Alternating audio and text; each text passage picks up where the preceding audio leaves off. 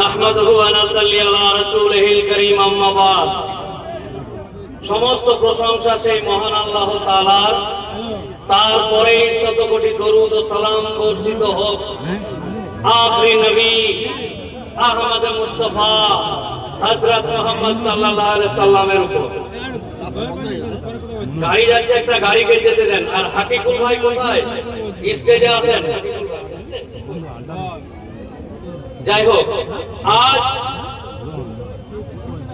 কিল্লা দুর্গানগর নতুন থালা গোকুলতলা দারুল উলুম জামিয়া আশরাফিয়া মাদ্রাসার উন্নতি কল্পে জালসা। কি কল্পে? উন্নতি কল্পে জালসা।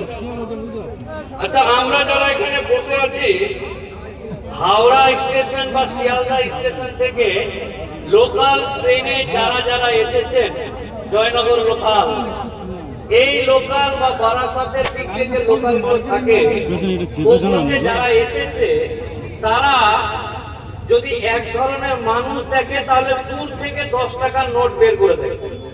কোন মানুষ ওইটা?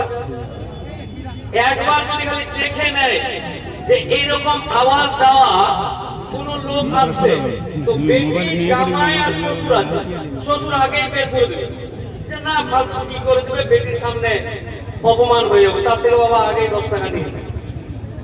তো আমরা যারা এখানে বসে আছি,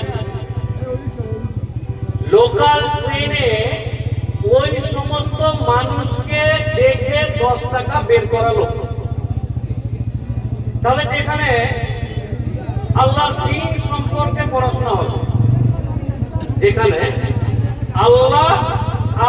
আল্লাহিয়াত, কোরআন, হাদিস এই সমস্ত নিয়ে যেখানে শিক্ষা দেওয়া হবে, ওটাকে মাদ্রাসা বলে। এই মাদ্রাসাতে ওই লোকগুলোকে কিরকম দান দেওয়া উচিত? আমি বোঝাতে পেরেছি জিনিসটা? আপনারা যদি দান না দেন, এই মাদ্রাসা চলবে।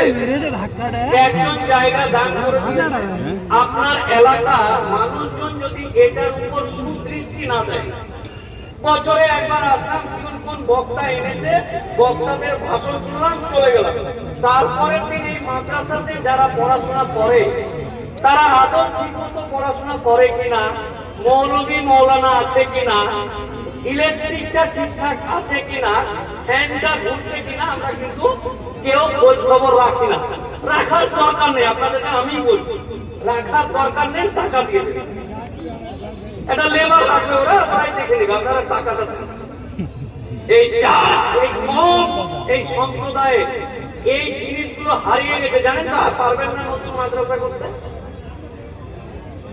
মাদ্রাসা, খানকা, দরগা, মসজিদ, মক্তব, মাজার যা আছে সব, এই যে কিছুদিন আগে নতুন আইন পাস করে আমরা বললাম করতে দিব না, দিচ্ছি না, ওয়াকফ মানি না, মানবো না, এগুলো করলাম তো নাকি? খুচরো খুচরো মিটিং হয়েছে তো অনেক জায়গায়, আইনটা পাস হয়ে গেছে। এই এলাকার জয়নাল এই দেশের নাগরিক।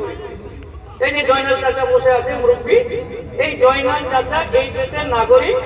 এই দেশের আইন জয়নাল চাচাকে মানতেই হবে, না হলে ওকে আমি